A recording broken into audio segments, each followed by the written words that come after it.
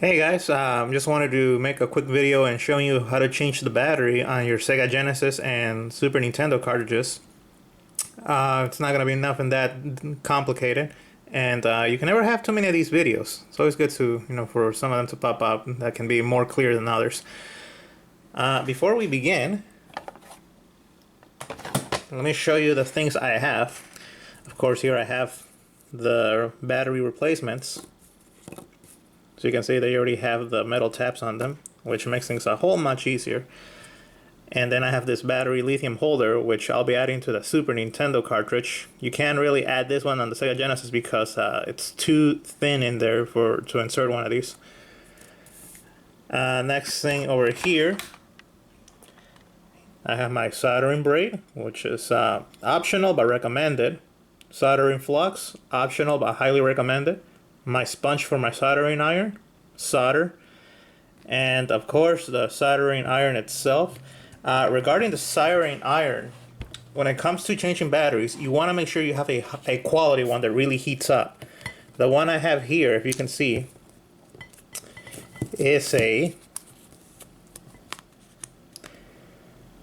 9P 60 watt soldering iron, model 80420. Got this at Walmart for, I believe, $25, $30. I think it was a little less, but this is a really good quality iron. It's got it's very handy, very large, good tip. It's got a variety amounts of switching heat to, up to, as you can see right here, 896. Like a little LED indicator when you turn it on. When you plug this in, you got to press and hold this thing first so it can turn on. And yeah, this is a good quality iron. And the thing about when people try to desolder these batteries is that if their soldering iron isn't hot enough, it's not really gonna melt the soldering joints that are holding the battery. It's just gonna move it around a bit and then make it look a little rocky. So you definitely need a good soldering iron so you can melt it off and pull the battery out. With that said, let us begin first with the Super Nintendo cartridge. So here's my copy of Final Fantasy II that I recently got. I already removed the two screws over here to save some time. So as you can see, I'll be opening this up here. Put it on the side, take out the board, put the shell on the side. And as you can see, the stock battery is normally located here. I mean, it's always located on the top corner. And yeah, it's soldered right in there. Now, you can do the same thing with one of these other batteries that already has the mounts built into them. That already has them. And it'll look pretty much the same. But I wanted to, make it a little easier later on. You don't have to add these, but it's something you can include if you feel like it. Okay, so if you're adding these, they can fit in the cartridge if you put them on this side, but when you close up the whole thing together back, it's gonna feel like a little tight fit.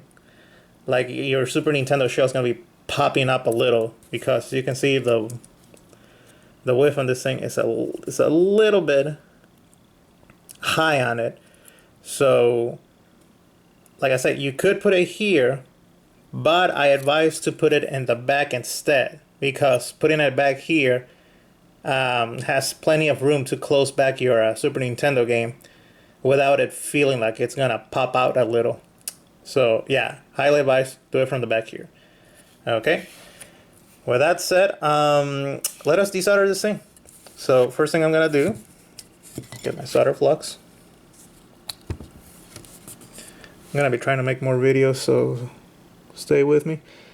And over here, let's see if I can get closer. I'll put in the solder flux on one area and the other. This helps spread the desoldering faster to make it melt better. Now I get my soldering iron that I already had heated on the side. When I go a little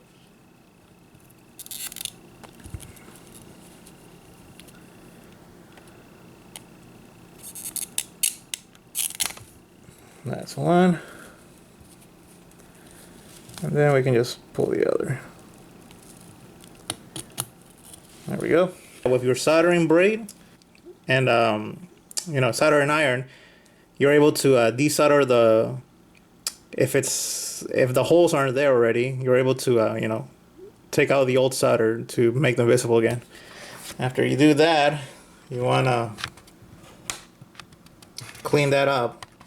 I got my isopropyl alcohol here and the Q-tip. So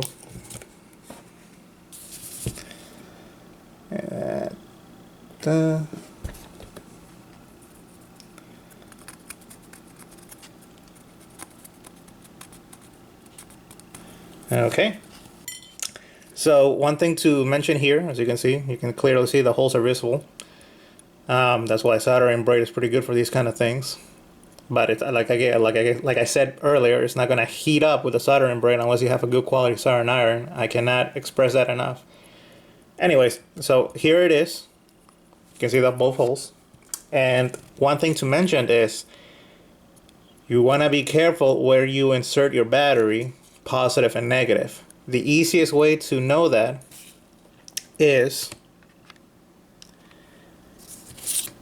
that the negative is normally around an empty space. There's nothing really going to it. You can tell it here from the front and from the back here. It is the empty one. It's like the one spaced out from the rest of the board.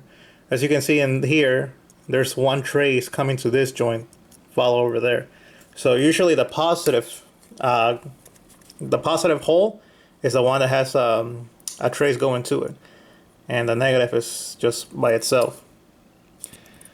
And for these battery holders, this area over here is where you put it in the positive. So positive leg is this one, negative leg is this one. So knowing that this is positive and that's ground, we just flip it and put it right here. Oh, but you gotta make sure, you'll see that you can't just put it in right away. You gotta bend one of the legs a little, so that way it goes in like that. Then you want to make sure there's no gap between the board and the piece itself, the battery holder. So you want to press.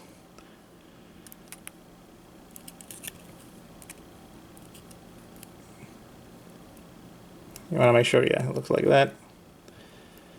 And then you go underneath. And where those two legs are sticking, and with your nail or a flathead, press down so it can be properly being held down in. Okay. So here we go. And now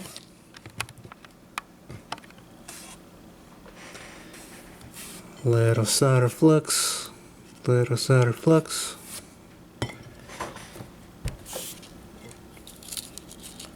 Get my solder.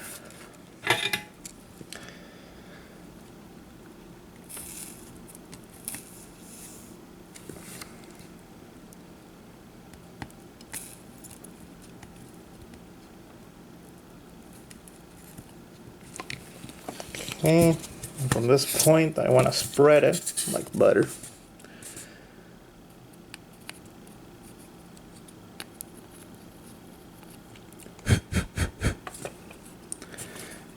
That's one, as you can see right there.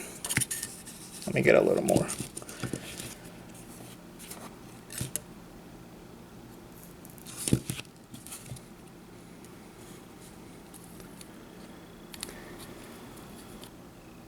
Okay. And now just clean that a bit.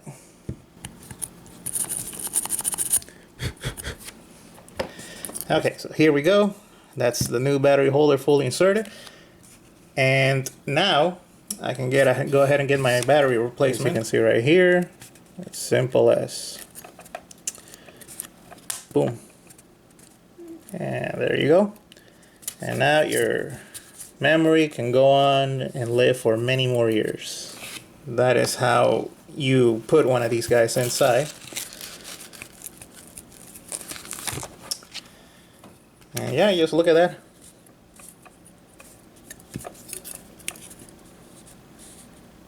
And let me show you when I put it back into the...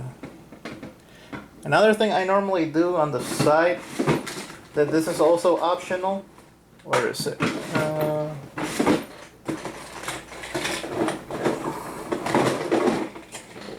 Something I personally do is, after I do this, I have my little label maker here. I put the battery, month, and year.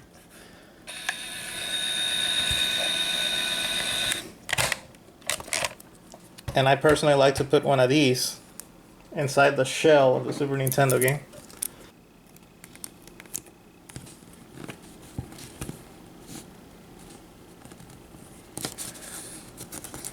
Like that. And then put in.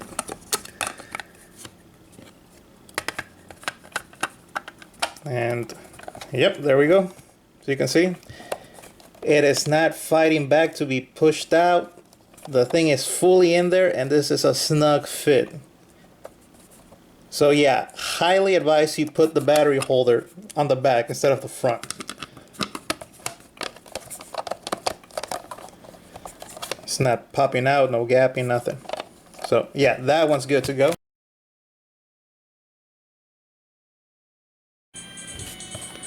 So here I have my copy of Final Fantasy II running on my Super Boy. I've never played this game before, but I don't know if I missed something, but holy crap, was it taking forever to find a save point. So here I am, finally found one.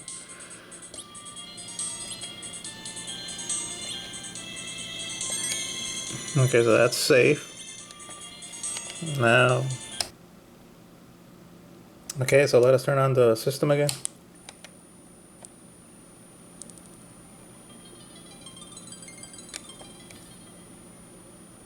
And as you can see right there, it's saving.